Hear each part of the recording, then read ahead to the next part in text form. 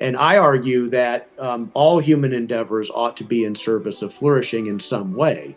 And that seems like a pretty bold claim, but if we're getting in the way of flourishing, then the question is that worthwhile? And this is one of the things. I could go to the leadership definition in a second, but this is one of the things we say about the difference between extractive processes, Mm-hmm. transactional processes, and flourishing processes. And ultimately, leadership at its best is going to move us in the direction of creating flourishing systems and flourishing processes that benefit everyone rather than just a few.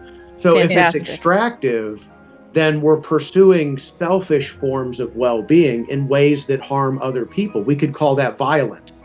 Mm, We think it's well-being, but actually that's violent because mm. we're externalizing the harms, or we're taking or stealing in order to get our well-being.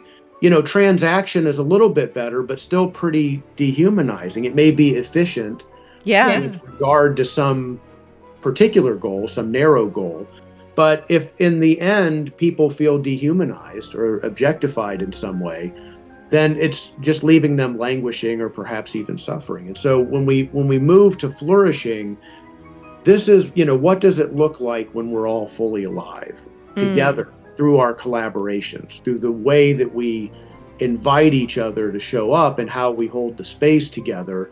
And then what's the noble purpose that we're serving? How is it benefiting others outside of our particular collaboration? And so leadership is going to be about that.